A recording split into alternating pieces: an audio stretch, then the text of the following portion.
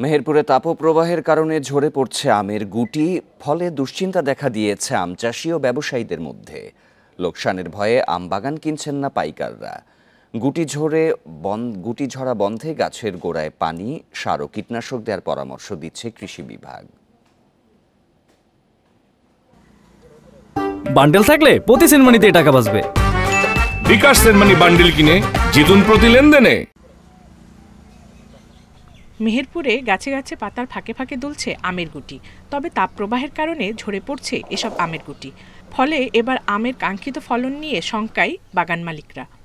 এই গাছে প্রচুর আম আসছে, কিন্তু বৃষ্টি না হওয়ার কারণে রোদের তাপে আমগুলো সব পড়ে যাচ্ছে। আর এই আমগুলো থাকলে প্রচুর আম হতো। বৃষ্টি নাই, তাই মোটা মোটা আম ঝরে যাচ্ছে, না হলে ব্যাপক আম হতো। এবার গুটি ঝরে পড়ায় লোকসানের ভয়ে বাগান কিনছেন না পাইকাররা। এতে চরম বিপাকে পড়েছেন চাষিরা। 4 ভাগের মধ্যে 1 ভাগ আম পুরি ঝরি শেষই হয়ে গেছে, এখন আরো ঝরবে। তাই এটা আমাদের খুবই লসের ভাগ দেখছি। সেবা যদি ঝরতে থাকে তাহলে গাছ অর্ধেক শেষ হয়ে যাবে, তো সেচ দিয়েও গাছের আম ঠেকানো যাচ্ছে না।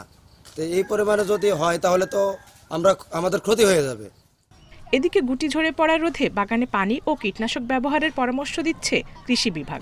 আমাদের এই চাষিদেরকে পরামর্শ যে আপনারা যেহেতু কিছুদিন ধরে বৃষ্টি হচ্ছে না, সেক্ষেত্রে আমাদের আম বাগানে রিং করে সেচ দিতে হবে।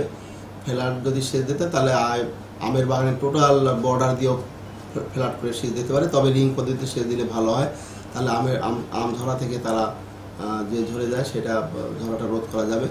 চলতি বছর জেলায় আম উৎপাদনের লক্ষ্যমাত্রা ধরা হয়েছে 38,298 মেট্রিক টন। Independent news.